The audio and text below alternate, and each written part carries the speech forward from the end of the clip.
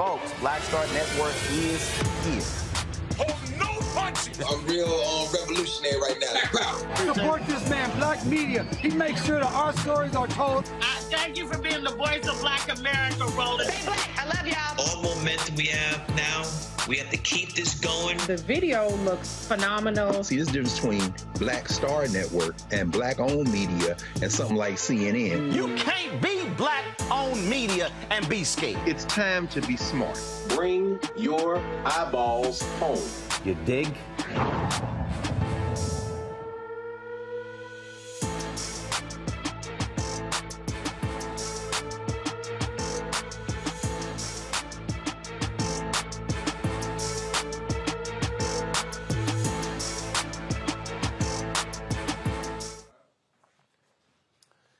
Today is Friday, December 16th, 2022. Coming up on Roland Martin Unfiltered, broadcasting live on the Black Star Network from Atlanta, where tomorrow the Celebration Bowl takes place. North Carolina Central versus Jackson State. We'll hear from Jackson State head coach Deion Sanders speaking about why he is leaving Jackson State for the University of Colorado.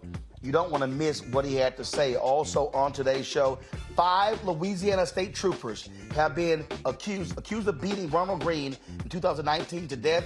They have been charged. We'll talk to his mom right here about the negligent homicide, malfeasance, and obstruction of justice charges level against those 5 state troopers. Also, U.S. Attorney General Merrick Garland issues new guidelines to close the disparity between crack and cocaine charges. We'll tell you about that as well. A Louisiana Parish is in a legal battle to keep a construction company from building an industrial plant in a Black residential neighborhood. The co-founder of the Descendants project will explain the significant court victory. Also, the Senior Vice President of Public Policy and Government Affairs at the UNCF will talk about the IGNITE Act and what that means for HBCUs. Also, Black women are starting businesses at a faster rate, but there are issues there about getting those doors open. We'll talk with Monique Presley about a pathway forward for Black women. Plus, Chris Paul, the guard with the Phoenix Suns, graduates from Winston-Salem State University and presents a $2,500 financial gift to each member of his graduating class. We'll explain. Y'all, there's a lot to break down and unpack. Plus, also, the DJ, Switch, committed suicide. A lot of people have been talking about it, but life coach Avery Woodley dropped a video today on Instagram that is so emotional and so powerful, and it's the best video that I've seen talking about suicide. Folks, you do not want to miss this video. We got all of that right here on Roland Martin Unfiltered on the Black Star Network. It's time to bring the funk. Let's go. He's got it. Whatever the miss, he's on it. Whatever it is, he's got the scoop, the fact, the find. And when it breaks, he's right on time and it's rolling. Best believe he's knowing. Putting it down from sports to news to politics. With entertainment just for kicks, he's rolling. It's on Go, roll, y'all. It's Roland Martin, Rolling with Roland now. He's funky, he's fresh,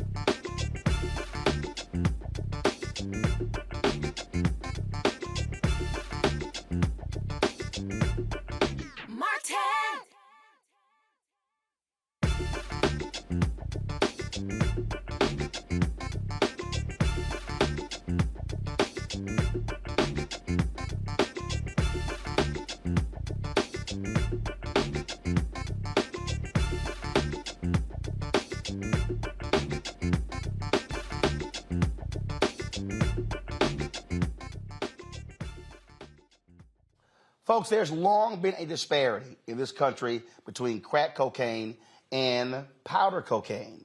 The sentencing has changed multiple times.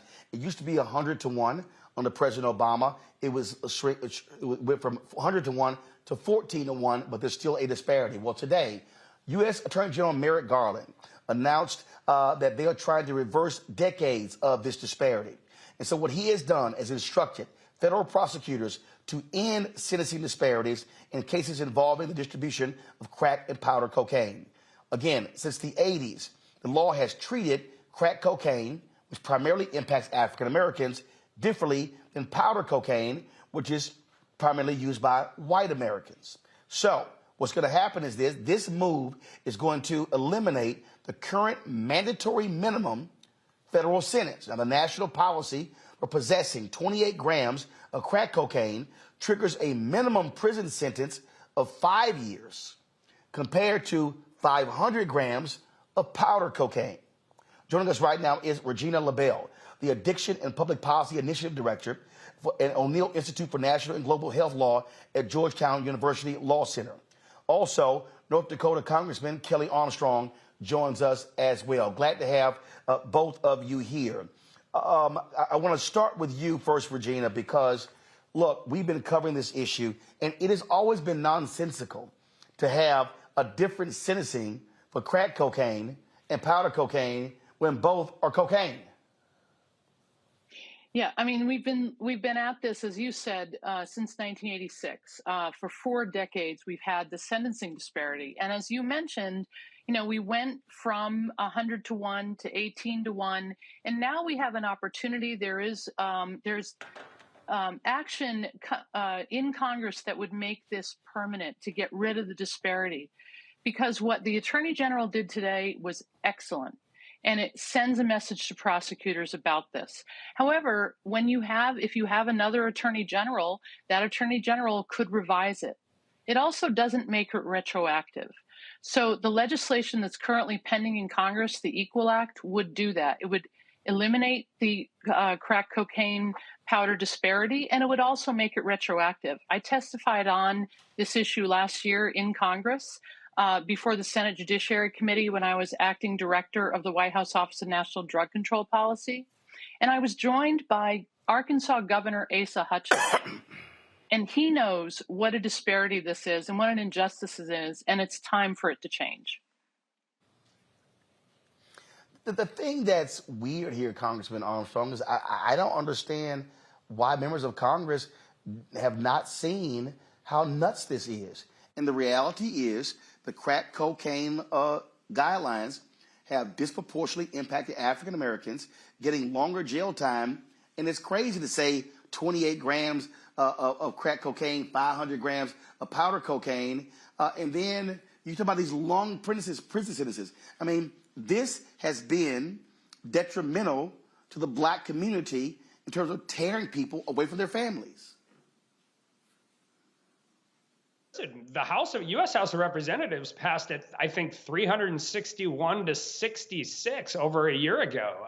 That means the majority of Republicans supported a 1-to-1 disparity and doing retroactivity as well. So we've been negotiating. I've had great partners with Congressman Jeffries, Congressman Durbin, Senator Durbin, Senator Booker, and Senator Grassley. And I agree completely with the previous guest's statement. What Merrick Garland did is great, but it's not permanent. I actually wish he would have, if this memo was coming out, would have probably waited until after whatever gets attached to the omnibus bill gets attached, because we're working really hard to get the Equal Act onto our negotiated version of the Equal Act onto the year-end bill. So, Regina, if the House passed it, what's been the holdup in the Senate? Well, your guess is as good as mine. As I said, I testified last year on the issue, and there's been incredible bipartisan support in the House. I think the sticking point is, should it be 0 and should it be retroactive? I think there's no question that people acknowledge that the disparity needs to be reduced and that it's not science-based. But, everything, the devil is in the details. Next week, we'll see what Congress comes out with in the omnibus bill. And but today, the Attorney General sent the right message to the prosecutors and also to people who were affected by this, as you said, families and people who have loved ones who've been disproportionately affected. That we're going to take this step. Yes, now Congress can take the next step and pass the Equal Act. Congressman, you talk about that there's still time for the Senate to make these changes. How much time are we talking about? Because you got the Christmas break coming up. So how much time do we have? 48 hours, I think. I think the omnibus bill will be written by the end of this weekend, and we'll come back and both parties will move. And if we can't get it attached here, we're going to have to start all over again next Congress, which would be really unfortunate, because even in spite of all of the different politics around crime and all of those different issues, there just about every organization from all across the ideological spectrum supports this because it's the right thing to do. And Regina, we also know that when Congress makes these changes, it has an impact on what states do. Right. I mean, actually, Governor Hutchinson was saying that in Arkansas, he actually got rid of the disparity. So a lot of the states have already gotten rid of this disparity, because the states have seen that not only doesn't it prevent drug use, it also costs them a lot of money to incarcerate people over time. So they're putting that money into what it should be used for, which is preventing youth substance use and keeping people who have a substance use disorder, getting them into treatment as opposed to putting them into jails or prisons where their conditions often deteriorate.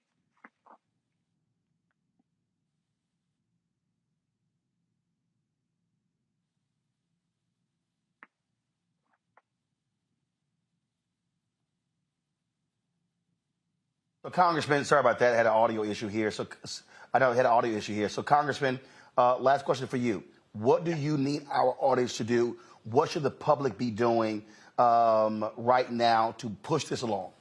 Keep the support, keep the pressure on. Let's keep moving forward. Everybody knows where it's at. We've been negotiating. Like I said, there's been a group of senators, bipartisan on both sides. We just need to get it in there. We need to get a negotiation, and we need to make sure that we're moving forward. And I think it is really important because states that have sentencing guidelines often look to the federal court, the ones that haven't done it. So this is a really big deal, not just for federal sentences, but for people all across the country. And it's a really big deal for people who have these unbelievably long sentences from something that happened when they were 19 and have the opportunity to get out and get back to their families, see their kids, see their parents, and become members of society instead of sitting in 47-year prison sentence for a nonviolent crime they committed when they were 19 years old. Agree 100%. Regina, LaBelle, thanks a bunch. Congressman Armstrong, thanks a bunch. We appreciate your efforts on this issue. Thank you. Thank you. I want to bring my panel in. Kelly Bethea, communications strategist. Michael M. Hilltop, host the African History Network show. Joe Richardson, civil rights attorney. Joe, I want to start with you. Again, I mean, these laws have been so discriminatory, have had such a negative impact on African Americans. And it goes to show you the racism that has existed when you literally have cocaine. And it's crazy. You could have 30 times more of powder cocaine, and you're getting the same sentence as crack cocaine. 28 grams to 500. It's crazy. I mean, we are still dealing with the effects of the so-called war on drugs. It's too bad. It's unfortunate. And, in one of Bill Clinton's true weaknesses, which was called a strength, he was a great triangulator. which meant that he would go and steal things that Republicans would normally do, so he could look a little less Democratic or a little less liberal. It was always popular to be hard on crime, and so therefore, when we was ending welfare as he knows it and as we know it, and then doing the crime bill, there were things that came from that war on drugs, which goes over some period of time, that we're still trying to undo. They would do it bad, in one step, but it seems like coming all the way back, you got to take 4 or 5 to get just as far. Meanwhile, back at the ranch, you've destroyed families generationally.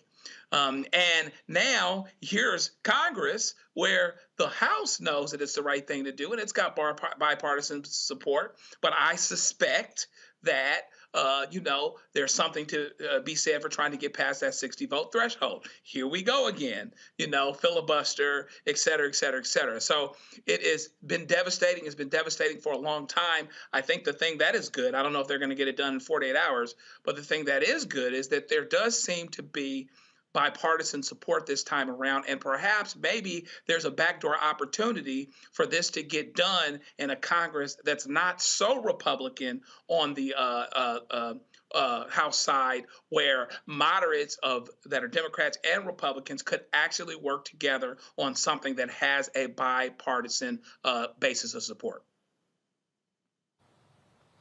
And the thing here, Kelly, when we talk about this disparity and the impact, let's just be honest. You have a much different Congress today than you had when Bill Clinton was there, or even when President Obama was there. And this is the thing where we talk about how voting matters. When you're able to have more progressive voices, the size of the Congressional Black Caucus today is different than it was 20, 25, 30 years ago. And so the work of activists has also been critical in changing the viewpoints of a lot of these Republicans who were opposed, and a lot of also these conservative Democrats. You're absolutely right. But another component that I don't want to say was missed, but is something worth talking about, is these congressmen, these policymakers now are finally admitting that they have people in their lives, either immediately or, on a tangent, who experienced something regarding the crack epidemic, who experienced something regarding the cocaine epidemic. So it's hitting closer to home now. It's not some boogeyman out there like how it was with weed or with cigarettes or anything like that. You have people now who are intimately affected by this tragedy of legislation, being that somehow, some way, there's a difference between crack and crack. Or cocaine and cocaine. So it's not so much that people are finally realizing it or whatever. It's the closer it hits home to you, the more likely something is going to change. And yes, it's selfish. Yes, it is self-centered, but that's just the way the cookie crumbles. Thankfully, it's crumbling a little bit faster now. Thankfully, Merrick Garland also realizes that this was just bad policy and wants to change it. But I'm grateful for the progression that has happened in recent decades regarding this line of legislation, because it really is ridiculous that the discrepancy was so large and so blatantly discriminatory against Black people. Michael. Yeah, Roland, Attorney Joe Richardson really hit on something that's really important. He said the war on drugs goes back decades before the 1994 crime bill, which is signed into law September 13th, 1994. Actually goes back to June 17th, 1971 under Richard Nixon.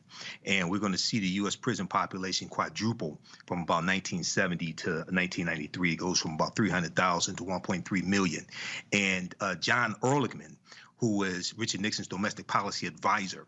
An interview was shared in the April 2016 issue of Harper's Bazaar Weekly. It was called Legalize It All. The article was written by Dan Baum, journalist Dan Baum, and he quoted John Ehrlichman as saying that the war on drugs was really a war on the anti-war left, the hippies against the Vietnam War, and the African-American community. And he said that John Ehrlichman told him, by associating marijuana with the anti-war left and heroin with the African American community. You could raid their offices, you could investigate their leaders, you can jail them, things like this. And he talked about how they would run stories every night on the nightly news to convince people that you needed a war on drugs, okay? And when we go, I remember here in Detroit in the 1980s when crack first hit, and we saw story after story after story on the evening news talking about crack, how addictive it was, things like this. And this helped to fuel the war on drugs. So this is long overdue. And for those that say the Congressional Black Caucus don't do anything, I just want them to understand that Senator Cory Booker of the Congressional Black Caucus is a co-sponsor of the Equal Act bill as well. So this is extremely important and it's long overdue. Indeed. All right, folks, got to go to a break. We come back. We're going to talk about the 5 Louisiana state troopers now charged for the death of Ronald Greene. His mother will join us next right here on Roland Martin Unfiltered on the Black Star Network. Don't forget to download the Black Star Network app, Apple phone, Apple TV, Android TV, Roku, Amazon Fire TV, Xbox One, Samsung Smart TV. Also, you can, of course, join our Bring the Funk fan club. Your dollars make it possible for us to be here on the road, traveling around the country, covering the stories that matter to you. Send your check and money orders to P.O. Box 57196, Washington, D.C., 20037-0196. Cash App, $RM Unfiltered. PayPal is R Martin Unfiltered. Venmo is RM Unfiltered. Zelle is Roland@RolandSMartin.com. Roland@RolandMartinUnfiltered.com. And, of course, be sure to get a copy of my book, White Fear, How the Browning of America is Making White Folks Lose Their Minds. Available in all bookstores, online at Amazon, Barnes & Noble. You get it from Target. Also, download a copy from Audible. And, folks, if you're watching on YouTube, hit that like button. We should easily be over 1,000 likes. Do the same thing on Facebook, on Twitch, on Instagram. Show your love for this show. We'll be right back.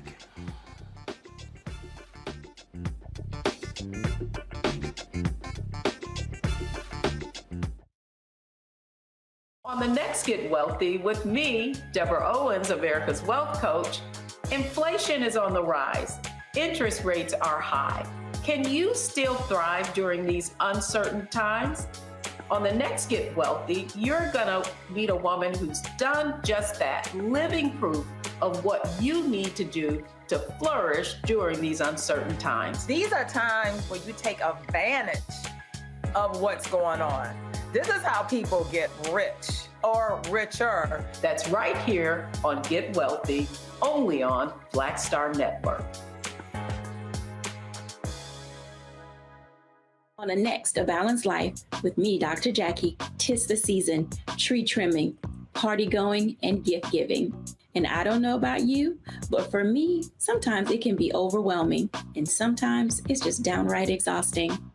Surviving the holiday season, we got tips for you for staying sane, solvent, striving, and thriving, and sometimes keeping a little money in your pocket. 2 things just out of the gate: set boundaries and set a budget. On a next A Balanced Life right here on Black Star Network with me, Dr. Jackie.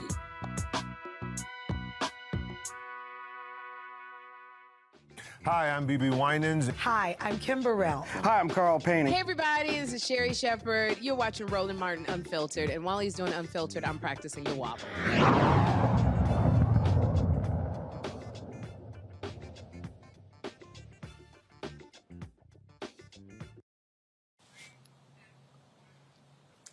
Folks, 3 years ago, Louisiana state troopers lied about how Ronald Greene died.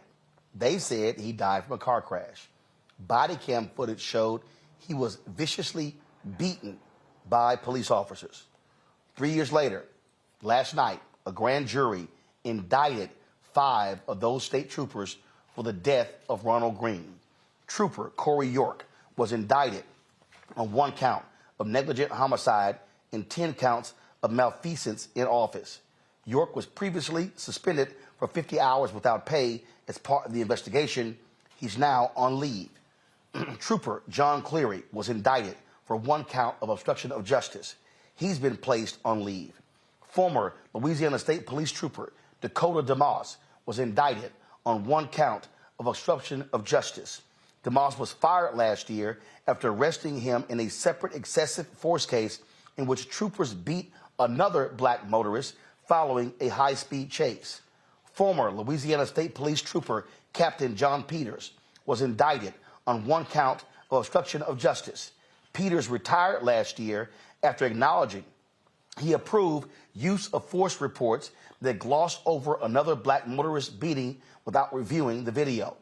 Chris Harpin was indicted on 3 counts of malfeasance in office. He was also placed on leave. Joining us right now is Mona Harden, the mother for Ronald Greene. Mona, it is glad to see you. We've had you on the show before. You have been standing and fighting for 3 years for justice for your son.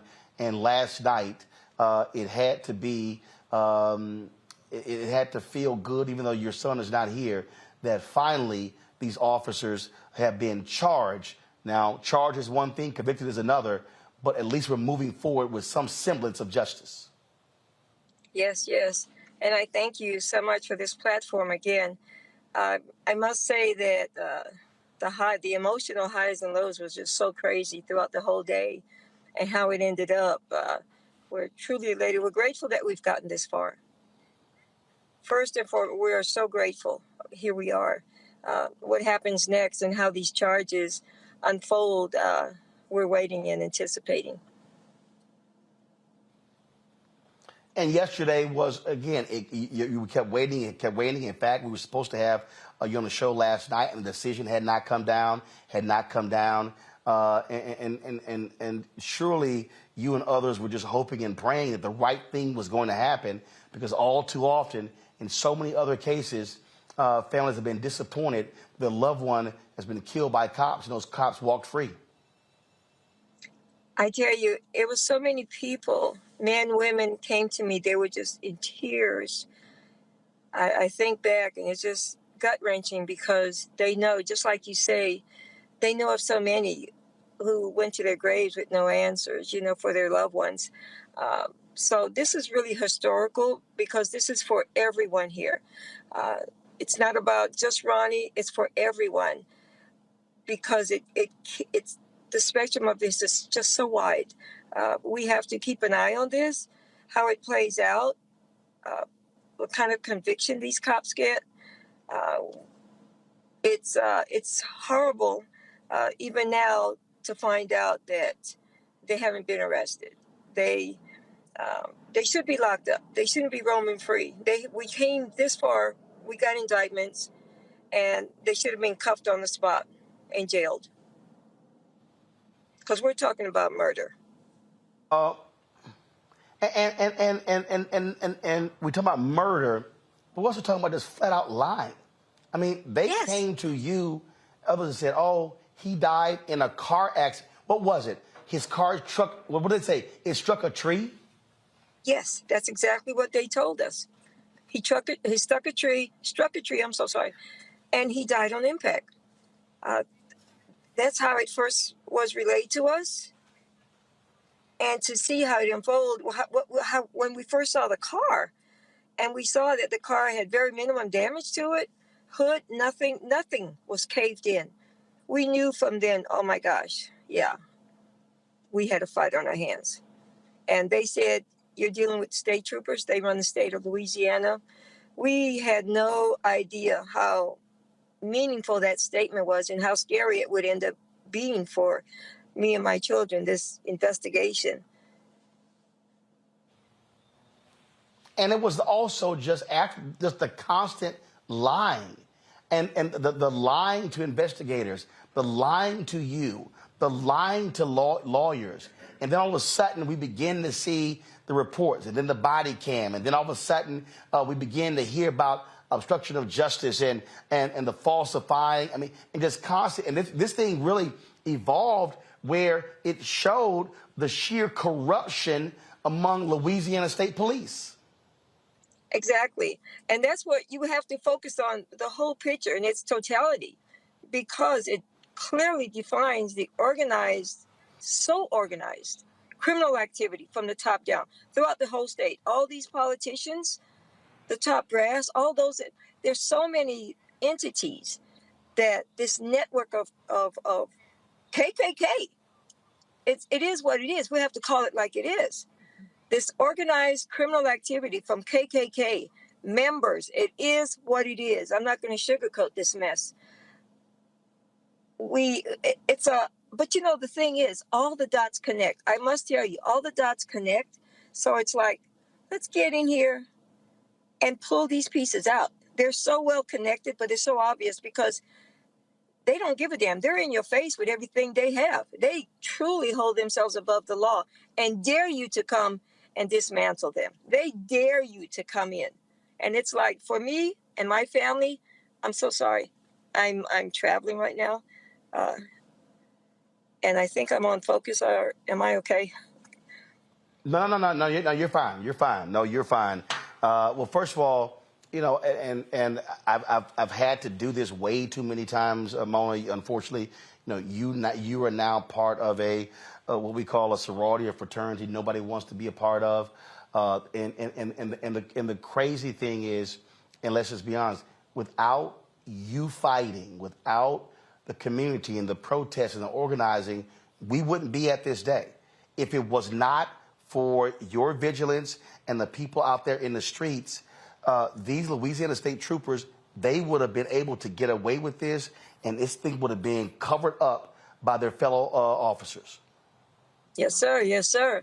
And I must tell you, there's people throughout California, Arizona, all over. Kansas City, they're ready to get on there, call to action, because they're furious for the fact that we found out after the fact that these cops, that we went this far and they're still there. They're still at home. It's crazy. And so many people were just so upset that regardless of how far we get, you're still dealing with the corruption, because you have these lawyers, these politicians, these whatever they have, these big brothers above them that are steady giving resistance of holding their own accountable. But these people, I'm here to tell you, it's like, they're like, give us numbers, we're going to call wherever we have to call. Lamar Davis, because Lamar Davis should have cuffed him. I don't understand. I just don't understand. We have what we have, but you still refuse to hold them accountable, lock them up. They should be locked up, because we're talking about murder. Indeed. Mona Harton, we appreciate it. Again, sorry for your loss, but we appreciate your fight and for your fight for accountability in this case, and we're going to continue to see this story through its conclusion. I tell you, stay tuned. We're not through. We are not through. I'm proud to say. Because what we do for everyone. All Thank right. you. We appreciate it. That's right. Thank you so very much. Kelly, I'll start with you. You know, we've been on this story from day one, and just the constant lying is what gets me. Just straight lying. I mean, I can only imagine what this mother is going through, what several mothers have had to go through in the course of this journey of police officers just lying about what they do to their Black sons and daughters. It is absolutely disgusting. It is just, I'm tired of it.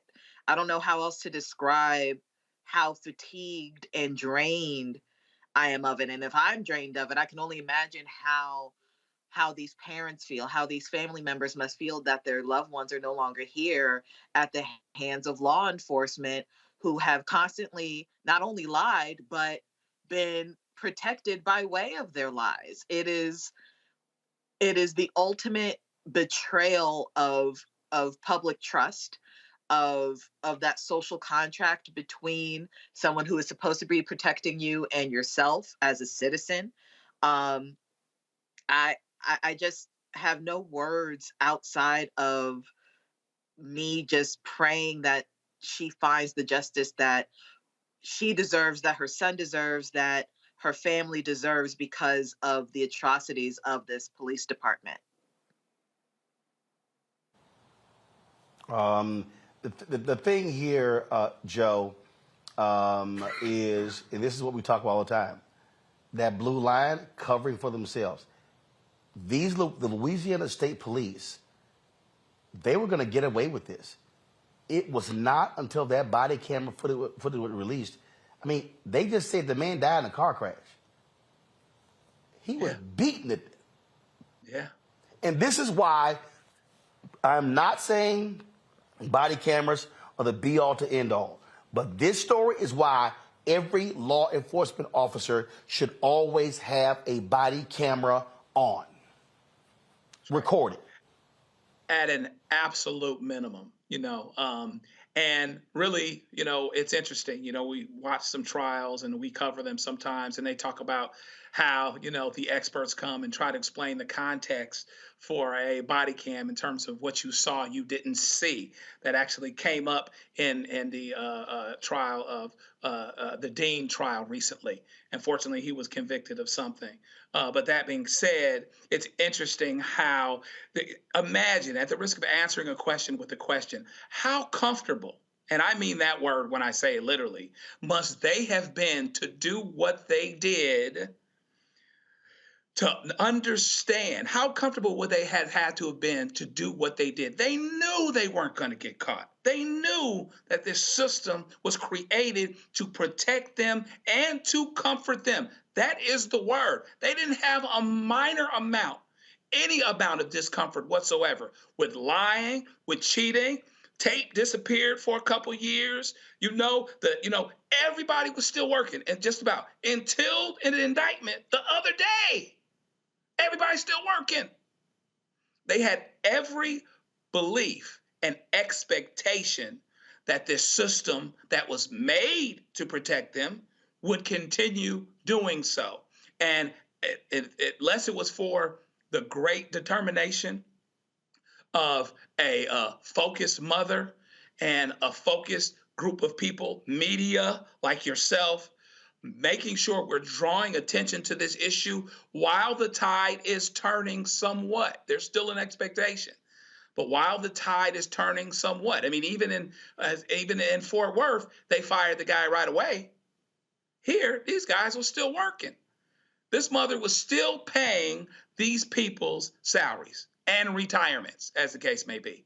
And so, hopefully we're turning the corner in some ways. But I tell you, if you're looking for something to do, we got our hands full on this thing, because this is a full-blown system thing. They had every expectation that they would be protected, and it's not over yet. We'll have to see what happens with the jury, et cetera, but at least people can see. It's not a foregone conclusion that police could never be wrong. There was a time when that was the case, and even when they were wrong, it was about what you could see. There was no film. There was no nothing. That's why the body cam was so important. That's the reason why they didn't want it uncovered. But here we are, and by faith, with faith and works, we'll continue to get where we need to get, so that these folks, the ones that are alive, 4 out of 5 ain't bad, or 5 out of 6, whatever it is, get convicted like they should. Michael, the point that Joe makes there is it. They knew we can get away with this. Yeah, and what's interesting here is the 46-minute body camera footage. It came from the body camera of Officer DeMoss, Dakota DeMoss, and he lied and said that he was fighting for his life against Ronald Greene. Okay, now Ronald Greene was tased 7 times with the stun gun. Okay, Master Trooper Chris Hollingsworth used his stun gun 7 times on Ronald Greene, and then also he was beaten in the head with a flashlight as well. All right. Now, unfortunately, Chris Hollingsworth died. Okay, that's the officer that died. I wish he was alive to face the full weight of the justice system on him. But if it had not been for this 46-minute body camera video, we would not be here with these charges. So hopefully every last one of these officers face the stiffest penalties. Hopefully they're convicted, face the stiffest sentences. And, this is why body cameras matter. This is why prosecutors matter. okay? And this is why elections matter as well. Indeed. Folks, hold tight 1 second. Go into a break. We come back. We'll stay in Louisiana, and we'll talk about a community group that's been fighting an environmental project for a very long time. They recently got a court victory. We'll explain exactly what that is. Also, folks, Avery Woodley, life coach, we've seen her on our fitness segments. She put together a powerful and emotional 7-minute video talking about the suicide of prominent DJ and dancer Twitch. It is one that you do not want to miss, where she gives her personal testimony about what she endured when she almost decided to commit suicide. We'll have that for you right here on Roland Martin Unfiltered on the Black Star Network. Back in a moment.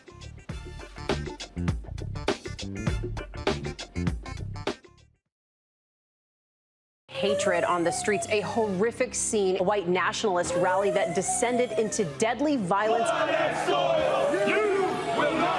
White people are losing their damn minds. As an angry pro-Trump mob storms the U.S. Capitol, we've seen shooting. We're about to see the rise of what I call white minority resistance.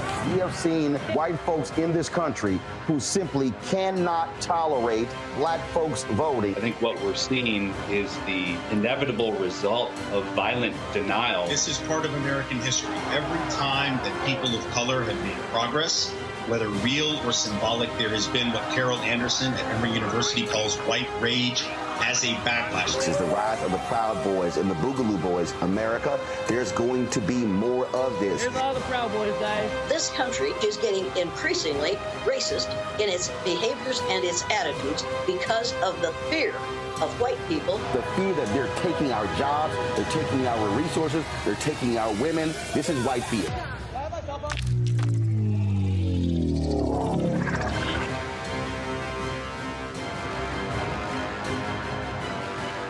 Something crazy, but I don't know what to do. I'd rather just sit here. Hi, this is Cheryl Lee Ralph, and you are watching Roland Martin, Unfiltered. I mean, could it be any other way? Really? It's Roland Martin.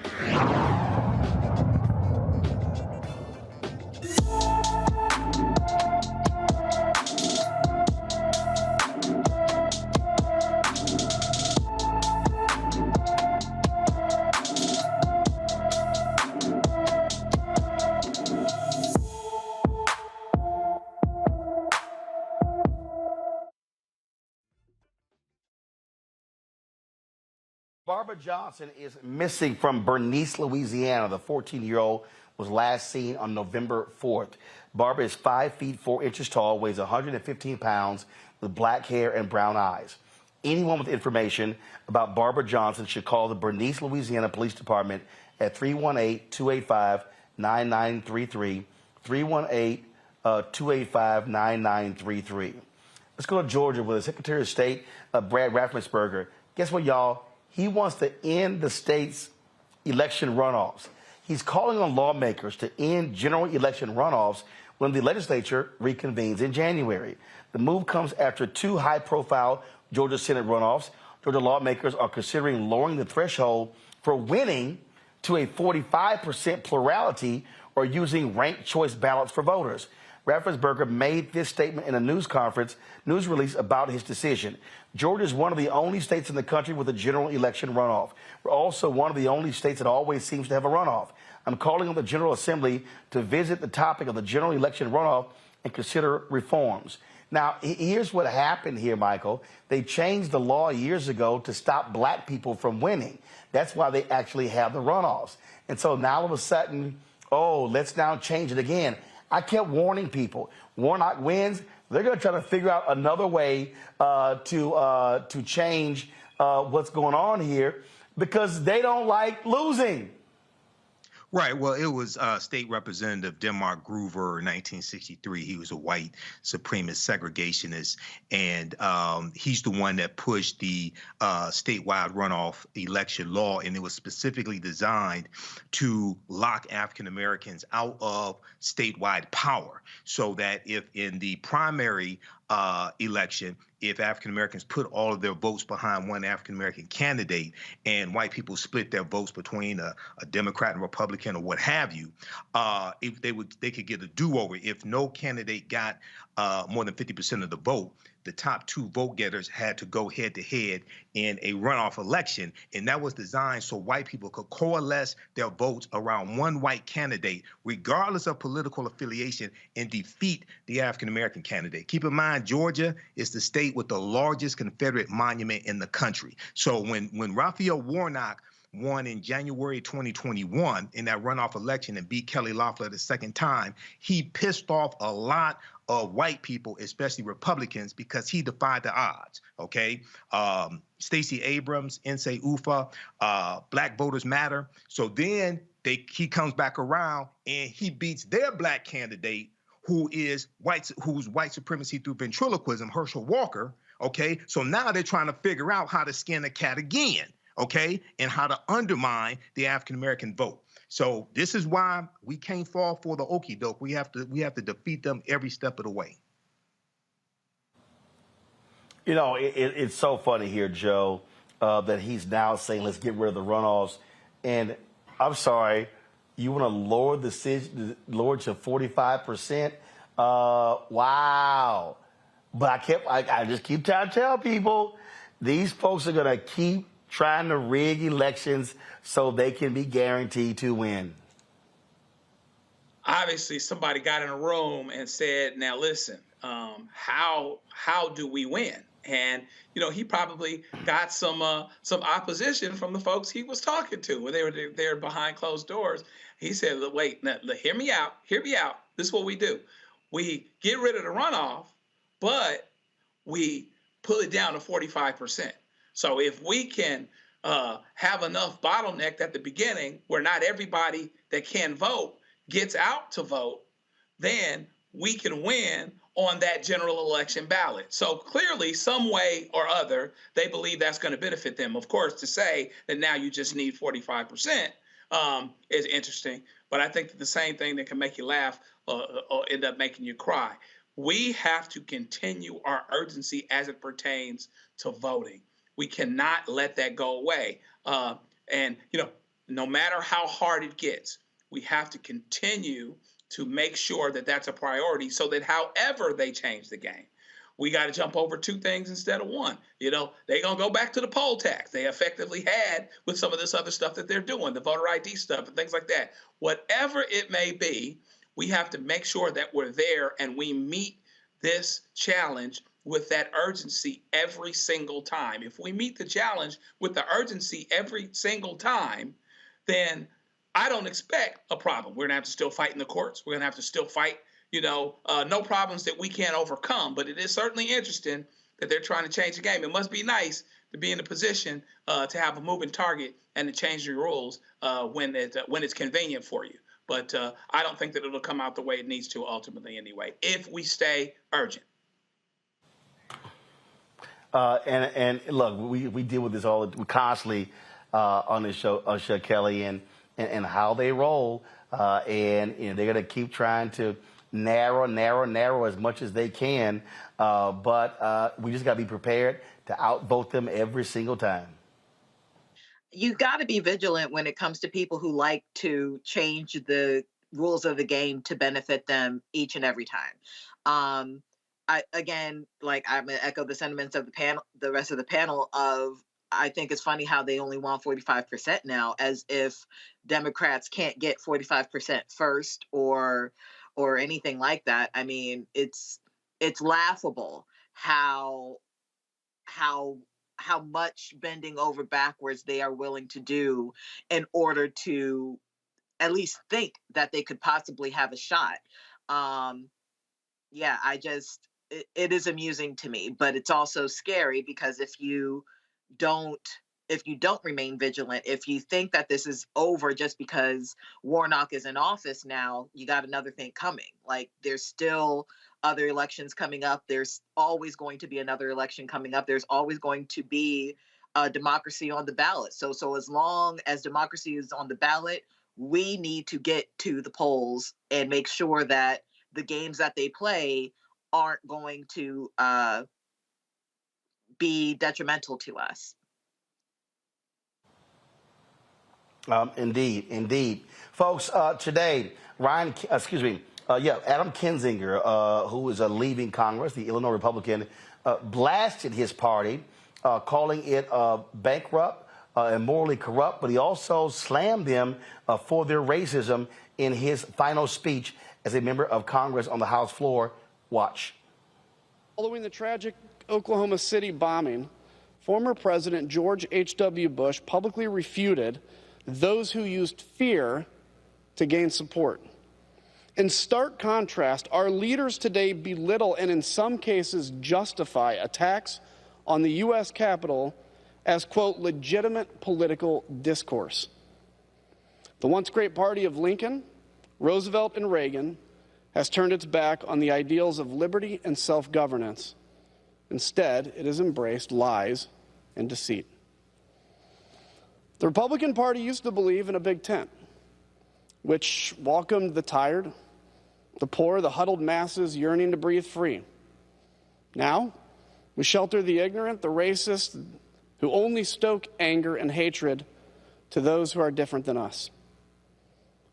Our constituents voted us in based on our beliefs, but we cannot use our faith as a sword and a shield while ignoring the fact that we are all children of God, that we are all Americans. Oh, that's great, but they're going to keep doing exactly what they are doing because that's who they are.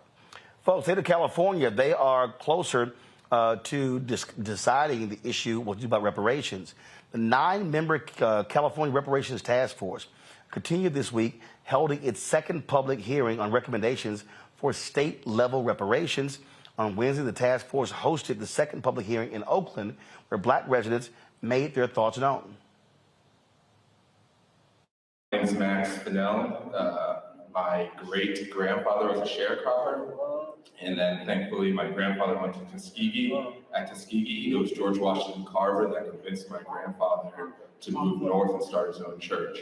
So that's a little bit of my history, but really what I came up here to say is I'm a businessman and all I care about is the numbers. I care about cutting the check. One of the things that you said is we don't necessarily have a name. Some of us do kind of refer to us as foundational Black Americans. If you're hanging out on the Twitter spaces, you might know that. But one of the things I wanted to touch on that you said, I think you said it was an $872 billion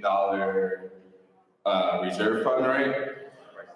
Price tag, which if everyone, each Black American, I think it's 2,282,144 Black Americans in California, if everyone was a foundational Black American, then equally everyone would be paid $300,082.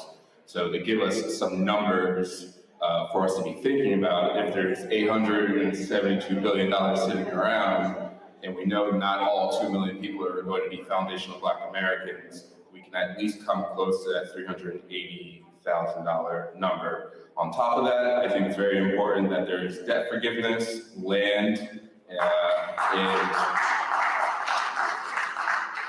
I've lived here for 7 years, and I can't begin to tell you how much money I've spent on rent. So when it comes to housing, there's got to be something, no down payment, 2 years, 3 years, no payment, something like that. But land, money, and that number is around $380,000. Thank you.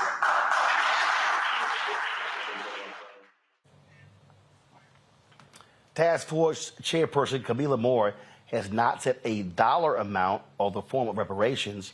The task force is set to have the final report issued in June of 2023. Folks, when we come back from this break, life coach Avery Woodley releases a video on the social media today with regards to the suicide of the DJ and dancer Twitch, which has shocked so many people. The outpourings of grief since the news of the death of the 40-year-old happened just a couple of days ago.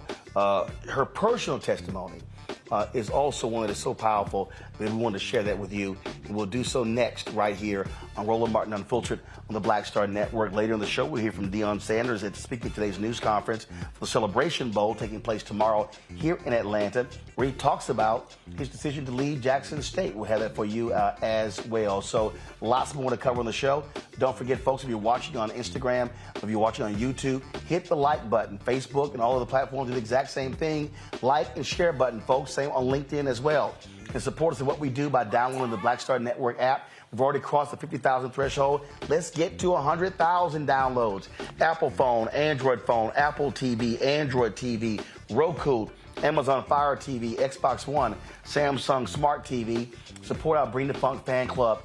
We're asking 20,000 of our fans annually to give $50 each. That's $4.19 a month, 13 cents a day. You can support us by sending check and money orders to P.O. Box 57196, Washington, D.C., 20037-0196. Cash App, $RM Unfiltered. PayPal is R Martin Unfiltered. Venmo is RM Unfiltered. Zelle, RolandSMartin.com. Roland@RolandMartinUnfiltered.com. And be sure to get your copy of my book, White Fear, How the Browning of America is Making White Folks Lose Their Minds, available at all bookstores everywhere. Be sure to check it out. And, of course, download the copy from Audible as well. We'll be right back.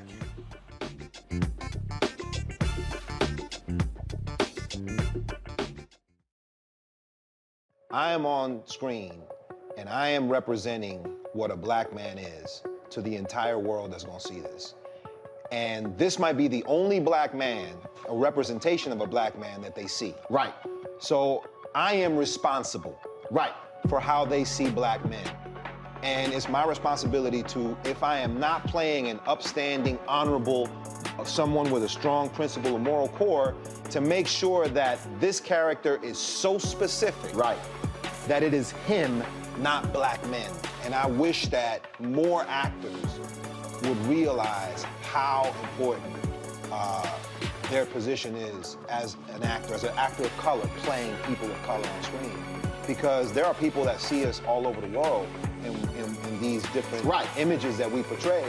And not everyone knows black people to know, yes, that's not all.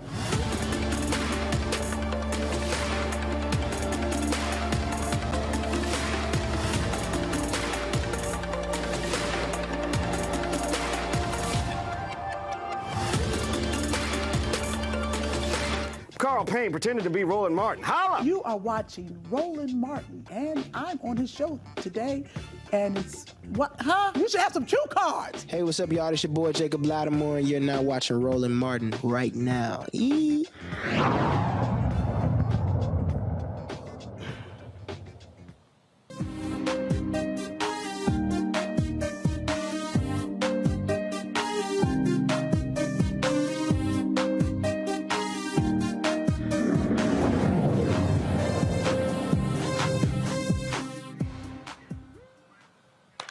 There's a bill moving through Congress the UNCF and others have really been focused on. It's called the Ignite HBCU Excellence Act. It stands for the Institutional Grants for New Infrastructure, Technology, and Education for HBCUs Excellence Act. It establishes a grant program to support long-term improvements of historically black colleges and universities. Joining us right now is Rodriguez Murray, the Senior Vice President of Public Policy and Government Affairs for the UNCF. Rodriguez, glad to have you back on the show. So if this act is passed, what will it do for HBCUs? Sure. And Mr. Martin, thanks for having me back on again. What this would do would be building new buildings on HBCU campuses. Alumni, those who appreciate the campuses, they've all said that they wish the facilities were better. And the only way to do that is to make sure that there's an influx of money that's focused on infrastructure, focused on the physical facilities, as well as making sure that the broadband is right for our students and making sure that there's a campus that's fit for the students of tomorrow on each one of our historically black campuses. It's important that there's a federal investment made for this reason. And the reason for that is because if that doesn't happen, then we won't have it. There's been a systemic wave that has kept investment out of our institutions and away from our students. And we have to make sure that the federal government is first in line to help alleviate this inequity. And we know that it's going to be paid for because our institutions, even though they only enroll 10% of all Black students in the country, and they're only 3% of all of the higher education institutions, the vast majority of the Black middle class and the vast majority of the successful Black professionals come from our institutions. Over 40% of the members of Congress, HBCU grads. Well over 50% of all Black doctors, HBCU grads. Over 50% of all Black public school teachers, HBCU grads. Over 60% of all Black dentists, HBCU grads.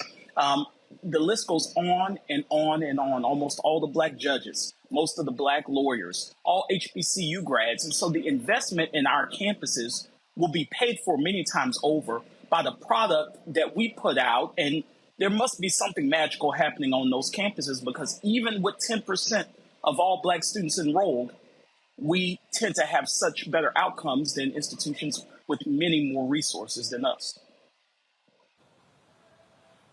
And so this particular act, first of all, how much in resources are we talking about? If we get it passed this year, and by the way, in your opening, you said it's moving through Congress. As a matter of fact, it's actually stalemated, and our outcome is unclear if we're actually going to achieve the passage of the act and have it signed into law this year.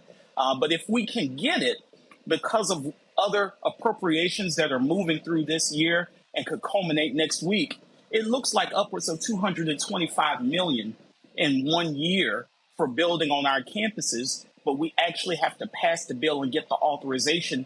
And that's why UNCF has started a campaign and taken to social media. You know, we talk all the time about grass tops and then grassroots. We're trying to get to the grassroots and get the real people who have gone to these institutions, that know these institutions well.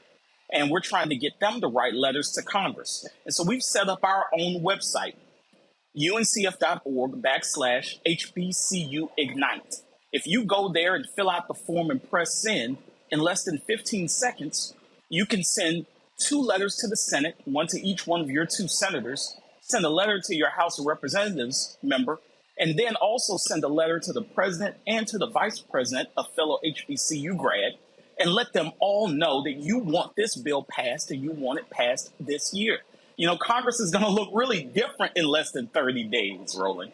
And if we don't act now, who knows when we're going to have this opportunity again. Questions for my panel real quick. Kelly, you first.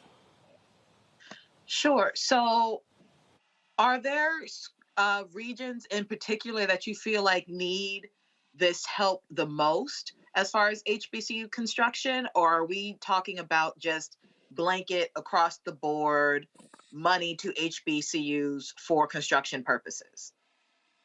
Kelly, that's a great question. We're talking about the latter. So we've surveyed HBCUs, and over 90% of them say that they have deferred maintenance to the point where they need this kind of federal investment.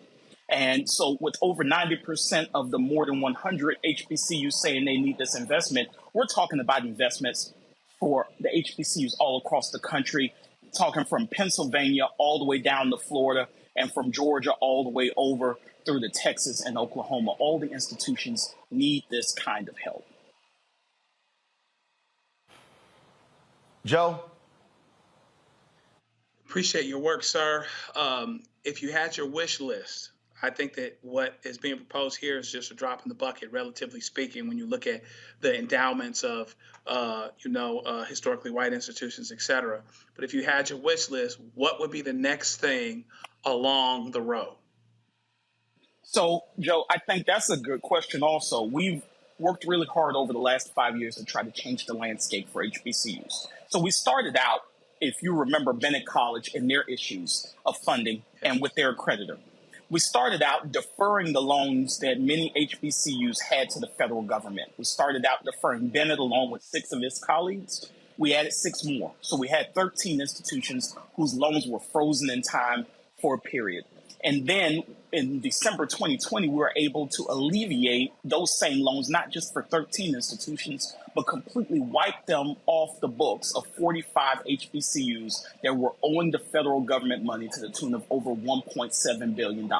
In addition to that, we've been able to secure permanent funding for the STEM programs at HBCUs. That was the Future Act. It passed in December, almost the same time in 2019. And then over the course of the pandemic, we were able to secure some $7.5 billion with a B for HBCUs with a line item specific for those institutions. You put all that together, and we've been tackling issue by issue to try to improve these institutions, along with the philanthropic support the UNCF solicits from the public. But this is the next frontier. Infrastructure is the big thing, because when you're trying to recruit students, infrastructure is what they look at when they come to visit your campus.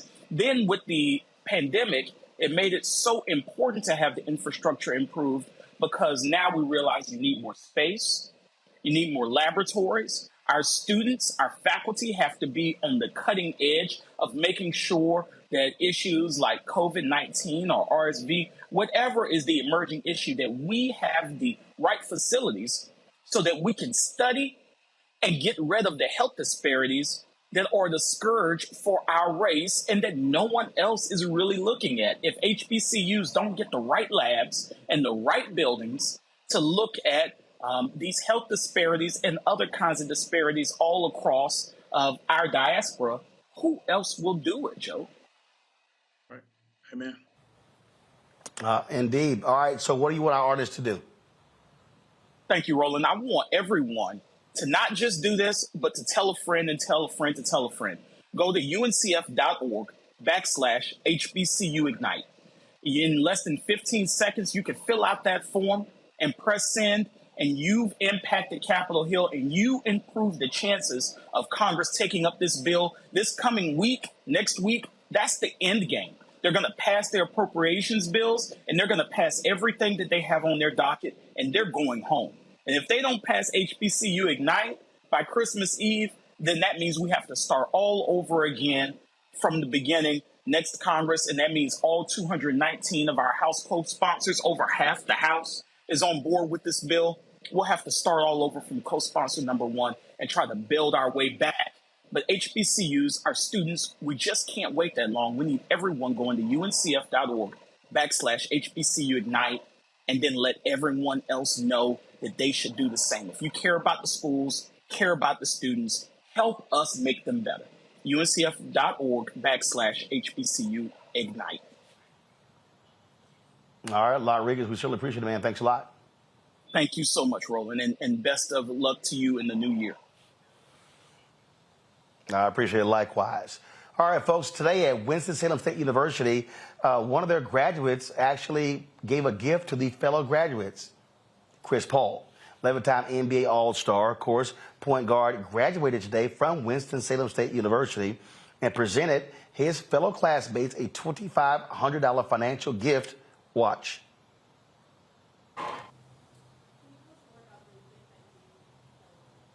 Yes, absolutely.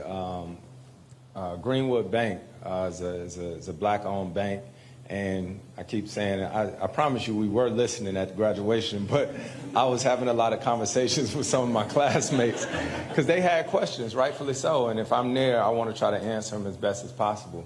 And we got a chance to start talking about financial literacy. You know, one of the homies standing right there, he had trash bags over his shoes at first or whatnot, and he talked about how much he spent on the shoes that he had, and so we talked about a bank account, you know, and that's what it is for all the students. It's a bank account for all of them, and all of their bank accounts start with $100. And I always say this, when you think about schooling or whatnot, when I would be in class and we would have conversations, we'd be talking about, at some point it was always going to come down to finance, right? Because that's one of the things that I don't think we get educated on enough, myself included. And so just to start them on the right track or whatnot, or help out as much as I can to have them understand the importance of finance and Greenwood Bank, I'm grateful for it.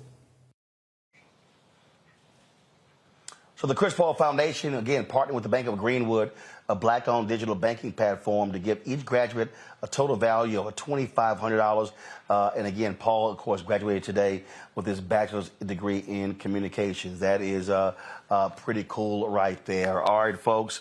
I'm going to go to a break. When we come back, Deion Sanders speaks at the Celebration Bowl, talked about why leaving Jackson State, but also Coach Avery Woodley drops an amazing video of folks talking about suicide, her own personal story, as people still deal with the reality of Stephen Boss, and also known as Twitch. He was a DJ with Ellen DeGeneres, co-host, dancer as well, taking his own life at the age of 40 years old.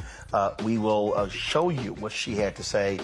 You don't want to miss this, folks. It really, really, really is a powerful, powerful testimony. You're watching Roland Martin Unfiltered on the Black Star Network. Back in a moment.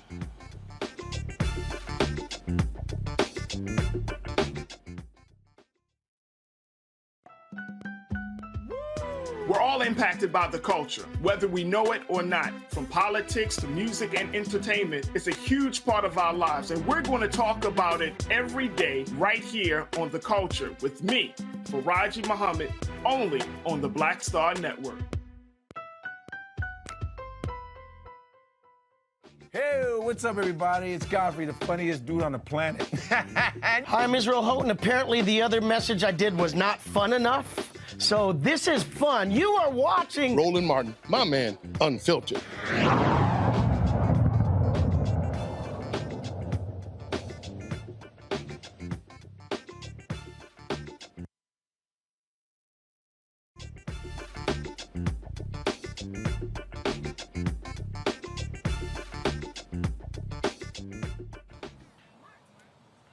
All right, folks, welcome back to Roland Martin Unfiltered.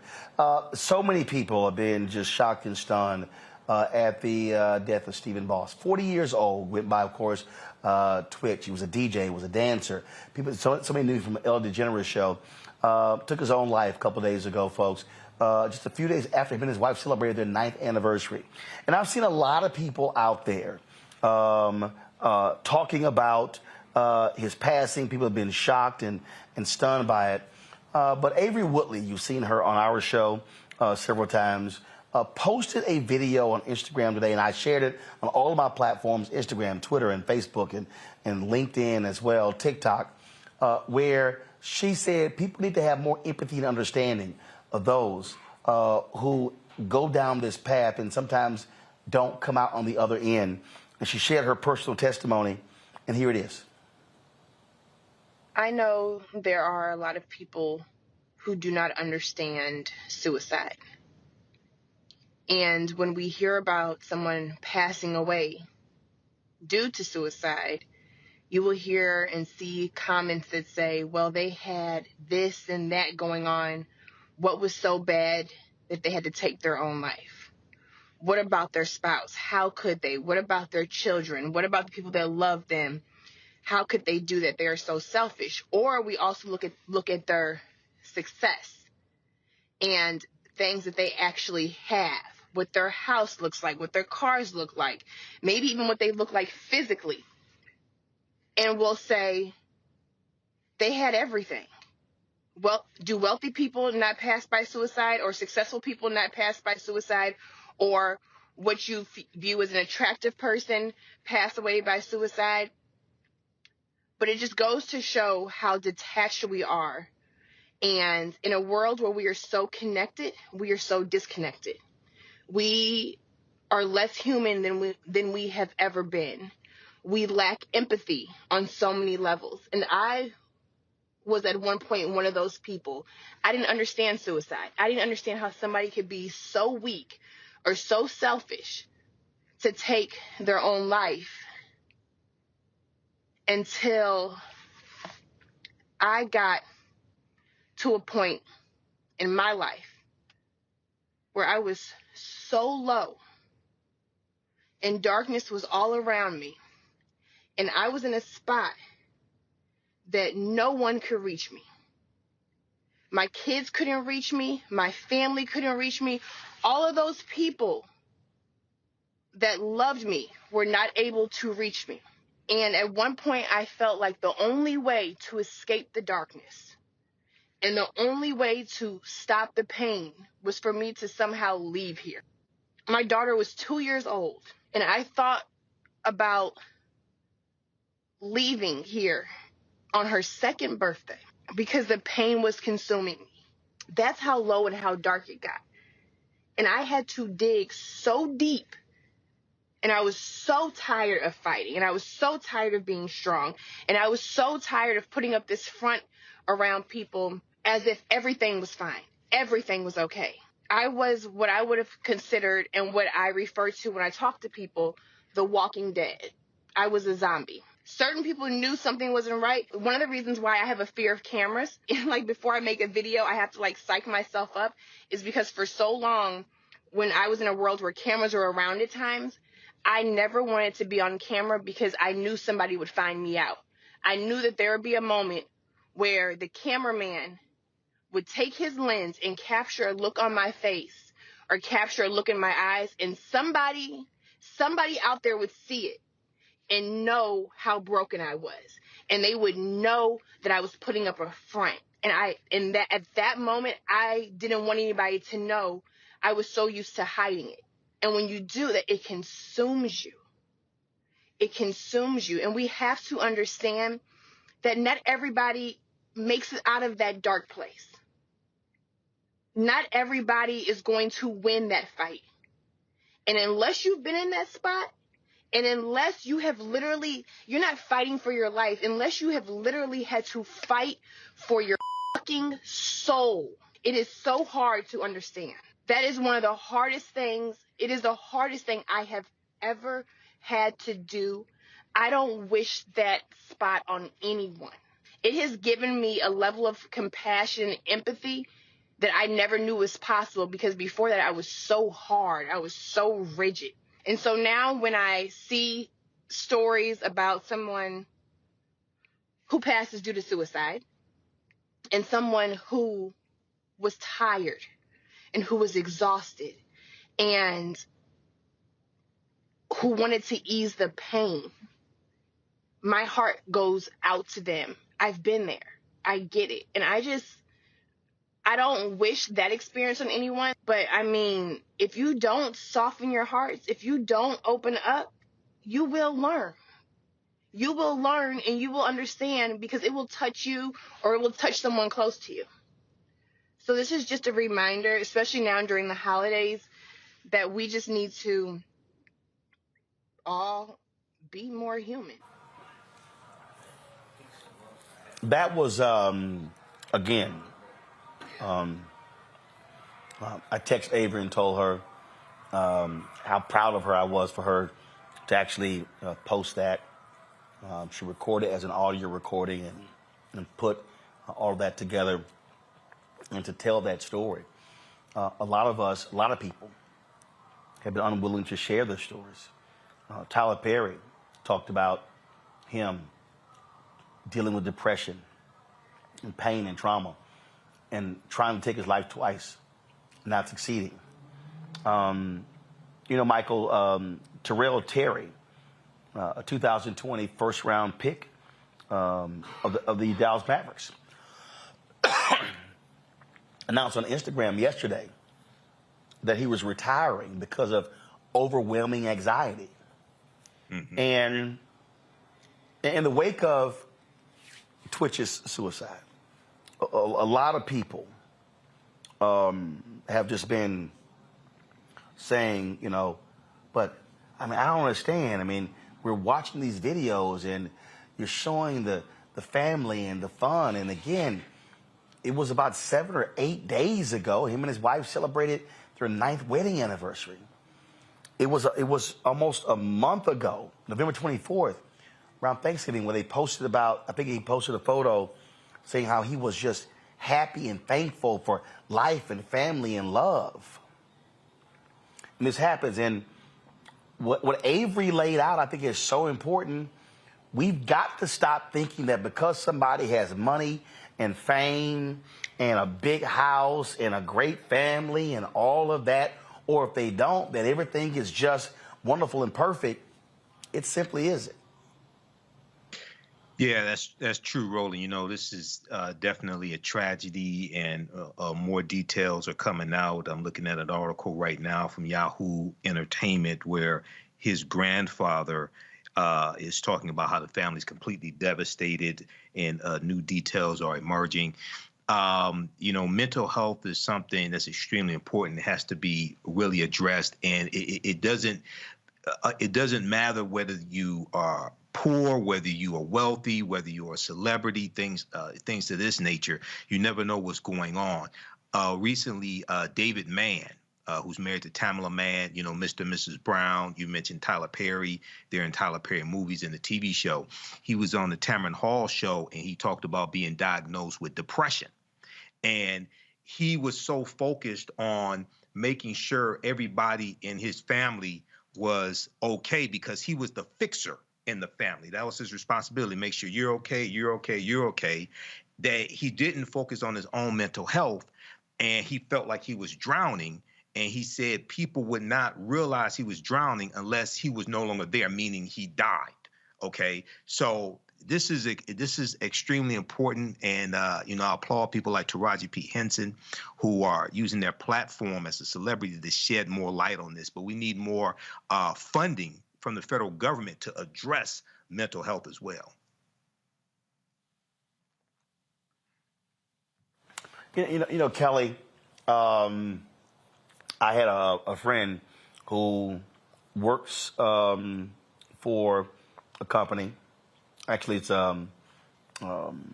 labor union, and was really going through some tough time. And I said, pick the phone up, call your HR department, and get help. You're paying for it, and that's part of the deal. Part of the deal is being able to share and talk to someone, and having someone to encourage you to get the help that you need, because for a lot of people, they just don't have somebody who they can call. And a lot of times, again, we're so good at masking things. In many ways, we just don't know what they're dealing with, even if married to them. And I get that. So this hit home for me because I also deal with depression and anxiety. I've been clinically diagnosed for years now. I've been on medication for years now. I have attempted suicide at least twice that I can remember. A lot of times I've blacked out. And most recently, my suicidal ideations came back within the last couple months because my brother was murdered October 2nd. So I get it. I absolutely get it. And for those who I've seen on social media talking about like how happy he was, this, that, and the third, you know, even his Thanksgiving post, a good day does not necessarily override a dark mind.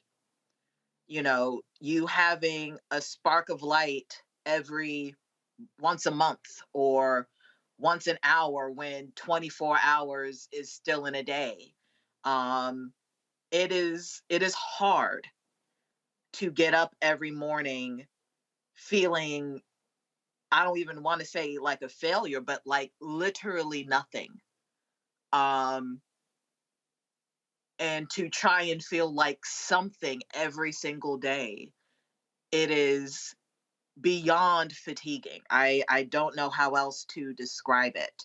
I also understand a lot of my family and friends, myself included, who are in the church, who are considered religious, who do not understand that sometimes I'm not going to say that God is not capable, but God also made people who have the tools, who are closer to being capable than just some ancestral help. But to your point about picking up the phone for those who are hurting, I know in my case that it was not a situation in which I could pick up the phone, because you don't even know you need the help. Because in my world, this was normal. If you don't know what normal feels like outside of what you are living through, how do you know to pick up the phone? How do you know that you're not doing well? You think everybody else is alone too, until someone comes into your life and shows you different. But if you don't have that something different, you're not going to know. I don't want to keep everybody here. It's late, but it is a journey. It is a journey to choose life every day. It is a conscious decision to choose yourself every day. And for those who, like Twitch, were not able to choose themselves in a way that would have benefited the rest of us, I just wish them well in the choice that they made. And I hope that they find the peace that they were searching for. But for those who are still on this side of the ancestral plane, who are thinking about making that choice, don't. There are tools out there. There are people out there. My DMs are open. I'm out here. And whether it's through prayer, manifestation, or anything, you can and will get through this if that is what you want to do. Yep. And Joe, one of the reasons why I was glad that Avery posted that, because I've seen some people already commenting on my Facebook page or Instagram page who said that they had suicidal thoughts or they actually were going down that path, and then when they saw her story, were encouraged by that. And part of the deal is by having very prominent people be very honest. And I thank Kelly for her transparency and honesty as well. When they were able to see folks who speak about dealing with this stuff, then they also realize I'm not the only one. It's just not me. That's right. And also, first of all, Kelly, I'm thinking about you. I'm praying for you. And I appreciate the fact that you are courageous enough to add works with that faith to go as far as you can to continue in your self-care journey. I have a client who is a young child, just turned 18 years old, was pimped out of the group home that she was in. She's suicidal because of what she's gone through and what she's seen. People will look at that person and say, oh, okay, I understand that person's suicidal, but what about the professional person who seems to be doing well? We have to continue to fight the stigma. I don't think it ever ends of understanding that, being okay, there's more to meet than meets the eye to the notion of being okay. We looked at Twitch's post on Thanksgiving with his wife, and we figured, oh my God, where did this come from? Came from a place. I've represented clients who have committed suicide, not necessarily connected to the cases. There's people from our high school class that have committed suicide. It's all over us. It happens to educated people. It happens to people that are uneducated, people that it's not supposed to happen to. And so what we have to do is do the best we can to be as intentional as possible. So when somebody like Kelly says something, somebody like the video that you showed, when someone says something, you can't really take people where you haven't been. But one thing you can do is you can realize that there is somewhere else to go, that there is another experience out there where someone could have everything and feel like nothing and feel hopeless. It exists. It's there. And all of the trappings of whether it's fame or whether it's success or how people define it, I think can intensify those feelings. They might feel there's that much more on an island. I'm the one that's not making it, that's supposed to make it here, or I think I'm making it because this is how it was always defined to me. But I'm going from breath to breath and from hour to hour and from minute to minute, not knowing what it is I'm going to do. We have to continue to talk about this as much as we possibly can and be a help and have some sensitivity and have some compassion of the fact that there are other experiences out there where people are just barely hanging on, whether you think they should be hanging on or not. We got to continue that discussion. Indeed. So, folks, there are services out there. If you are looking, if you have issues with suicide and those thoughts, please make the call send the text message and seek the help because we love you, the people who love you, and we want folks to be able to get as much help as they can. Got to go to a break, folks. We come back. Deion Sanders speaks today about the Celebration Bowl taking place tomorrow here in Atlanta, North Carolina Central, Jackson State, and talks about why he's leaving, and why he left Jackson State, and what his mission in life is. We'll have that for you next, right here on Roland Martin Unfiltered on the Black Star Network. Back in a moment.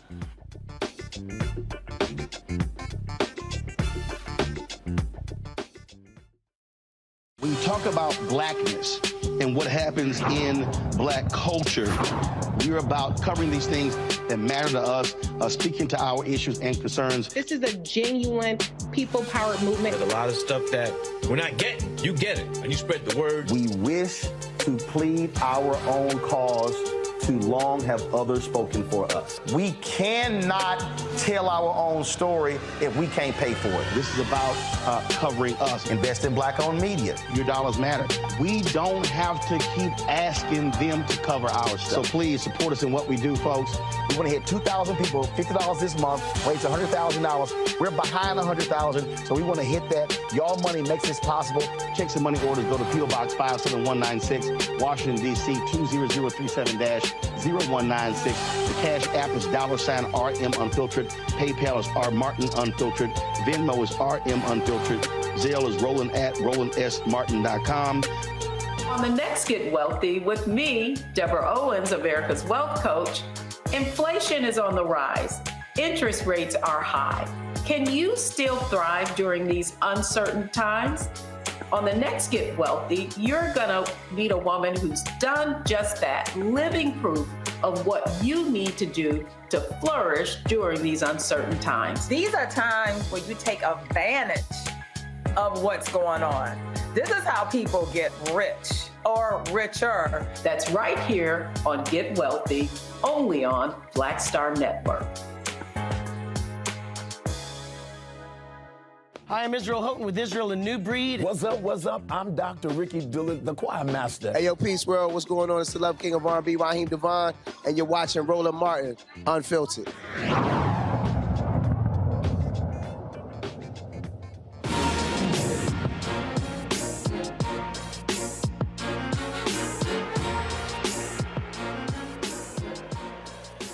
All right, folks, big game tomorrow on North Carolina Central Eagles, Jackson State Tigers, MEAC versus the SWAC in the Celebration Bowl, airing at noon Eastern on ESPN. Today, both teams held their news conferences, and Deion Sanders addressed the issue of him leaving Jackson State after 3 years, become the head coach of the University of Colorado, HBCU, to PWI.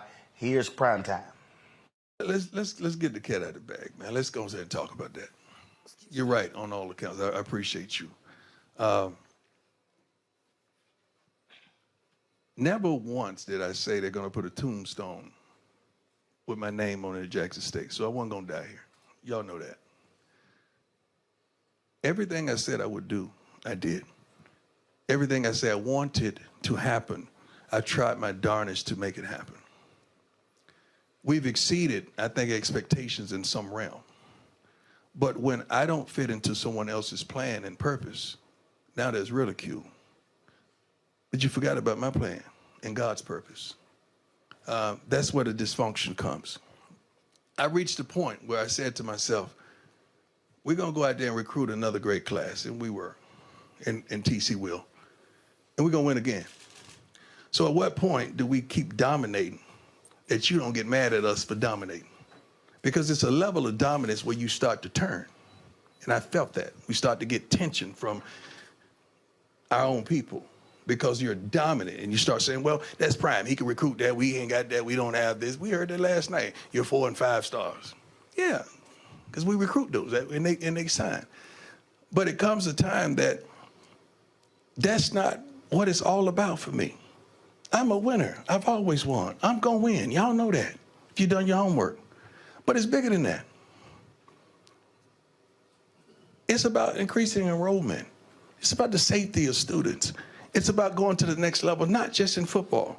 I would love to go to another conference Is the rest of the school ready? Is the baseball team ready? Is the basketball teams ready? Or just the football team? See, you make it just about football, and it's not just about football to me. It's about our trainers and kids that the fire alarms may go off and not being turned off at 3:15 in the morning. It's about people that may not have the proper safety on a campus that they should. I'm not just talking about Jackson State, I'm talking about everywhere. So the things that I want to accomplish, I can't do it by just being the darn football coach and winning games. I can't do it. And I reached a point where I had a real conversation with the Lord. Now, it's funny how you believe the Lord when he said to come here, but you don't believe me when I tell you the Lord may tell me to do otherwise. It's like my God is talking to you about me. I don't think he works like that. But it's so much more that I can't do because that's not my occupation. I'm a football coach and a darn good one. And name one thing in football that we haven't accomplished that I said we would. But it's bigger than that. And until we address these underlying issues that nobody wants to talk about, ain't nothing gonna change. Football, yes. But what else is gonna change? And I'm a change agent. That's what it's all about to me. Because I'm not just attached to the football players, the equipment persons, the trainers, the academic persons, everybody on campus. When we leave, you're gonna find out what all we did. Because they don't really talk about the positivity until we go. You'll find out what all we did for Jackson State and all we wanted to do for Jackson State. I just pray to God that in all that get some understanding on change and where change really starts. And it does not start in the football department. I thought it was good. That was a moment, wasn't it? Yeah, Coach Sanders. Thank you, Sam, for clapping me up. All right, folks, we're going to be live streaming tomorrow morning from the Fan Zone, 10:30 a.m., partnering with Coca-Cola. Look forward to that. We'll be attending the Celebration Bowl, and then we'll have the post-Celebration Bowl coverage on Monday, powered by General Motors. So look forward to that on Roland Martin Unfiltered. So cannot wait for that to happen. All right, folks, black women, they start businesses at a faster rate than anybody else, but many of them are running into significant challenges when it comes to growing their businesses. Monique Presley wants to change this. She's offering Launch with Monique Presley. The setup, 3-day coaching seminar for entrepreneurs and future entrepreneurs who want to set up their businesses for sustained success. Monique joins us right now. A lot of people out there, they say they want to be the boss, but don't know really what that requires. Absolutely. And Roland, thank you so much for having me on your show. It feels like the first time. No, we as Black women, we're preeminent, right? In so many things. We have the most education. We are the most employed. We have the largest number of people who are entrepreneurs. Our demographic, more entrepreneurs from 2014 up till the current day. But we also have the largest number who are not sustaining our businesses for 5 years, which is the magic number that determines whether you're going to be successful as a business owner or as an entrepreneur or not. And that's the part that I want to change. We get in business out of necessity. You know, emergency, right, begets invention. So we get in business because we're the ones who figure it out when nobody else can. But then how do we stay in it? And so for me, my answer is, I want you to be set up the right way, not just Black women, but anybody who's looking to start a business, grow a business, scale a business, sustain a business. We've got those answers. Roland, during the pandemic, you came to my Be the Boss seminar online, and you were a blessing. You're going to be one again this next week. I appreciate you. but you came and shared what entrepreneurship is really like, what your mentality has to be, what your vision has to be, how you have to put some arms around your vision, how you have to structure it, how you have to be prepared for the down times as well as the up times.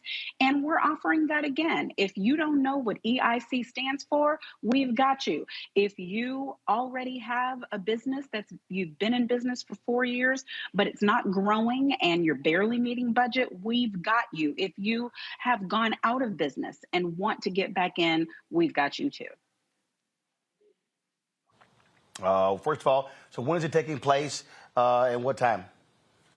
So it's online, and it's this Tuesday, Wednesday, and Thursday, December 20th, 21st, 22nd at 8 p.m. Eastern. If people want to register, they can go to launchwithmoniquepresley.eventbrite.com. That's launchwithmoniquepresley.eventbrite.com. And if you're watching me now, then there is a promo code for you. What's the promo code? RMU. You get 20% off your registration. There's general admission registration, and then there's VIP administration for all 3 nights, which gives you an opportunity to get question and answers, not just from me, but from my guests. Listen, they say there's going to be a recession, Roland. I don't know if I believe them or not, but what I know is this. Even if there is a recession, the recession does not have to hit our doors. We can be prepared. We can have multiple streams of revenue. We can have successful businesses. We can have backup plans. And I don't want you to just have the kind where you are operating a business out of your kitchen, but you don't have no certificates, you don't have no insurance, you don't have no risk management, you don't have no plan, you don't have no savings, all of that. Sis, bruh, you just doing your best. We want to help you. We've got people like Roland Martin, Deborah Owens, the wealth coach, has agreed to come on. We have others like my stylist who are going to give us tidbits so that you can not just be in business, but stay in business. And that means that you're going to listen when we say you don't just need an EIC and a website. You need every web domain that you even can conceive of about your business. You need insurance. You need certificates. You need risk management plans so you don't have to call me to manage your crisis. What if somebody comes in your business and they slip and they fall? Are you ready? We want you to be ready. So that's what we have for you. And I've got people, frankly, Roland, whether it's you, whether it's Deborah, whether it's me, we command $850+ an hour. And I am offering 3 days at $150. That's before the promo code. So I'm hoping people take advantage of this because the people, me and the people who are coming, we're passionate about ensuring that whether you can get out of that depression or not, you've got insurance to cover it. Whether you know what your next plan is or not, you can pay food for your family. You can cover the roof over their heads. There are some basic things that there are principles for that some of us have had access to explanations for. And I want everybody who my voice can reach to have those same answers, that same information. All right, folks, taking place next week. So please and use the promo code as well. Monique, I really appreciate it. Thank you so very much. I appreciate you. The promo code is RMU. All right, folks, use the promo code RMU. It ain't hard, okay? That's real simple. Michael, Joe, as well as, first of all, Kelly, sorry about that. This cough is, I know that. The cough is driving me crazy. Appreciate all of y'all being on the panel today. Thank you so very much for joining us. Folks, I'll be back in studio on Monday. Looking forward to seeing you on Monday. Thank you so very much, folks. We've been crazy busy here. So y'all might be wondering, like, oh my goodness, why we come on late the last few days? Well, we also, while we're here, first we started the week with Operation Global Hope Forum, Sunday through Tuesday. Then, of course, we had the Coca-Cola event, the Celebration Bowl on Wednesday. We also been shooting episodes of Rolling with Roland Season 2. So we had Lou Gossett yesterday, T.I. yesterday. That's why we started late today. I talked to Omar Dorsey. And then, of course, tomorrow morning, back with Celebration Bowl coverage. And so we pack a whole lot of stuff when we're here on the road giving you the best content, frankly, that you're not seeing anywhere else. And so that's the kind of work that we do here because we know you deserve it. So please support us in what we do. Download the Black Star Network app, Apple phone, Android phone, Apple TV, Android TV, Roku, Amazon Fire TV, Xbox One, Samsung Smart TV. Also, please join our Brina Funk fan club. Your dollars make it possible for us to do what we do. And of course, you can send a check and money order, P.O. Box 57196, Washington, D.C. 20037-0196.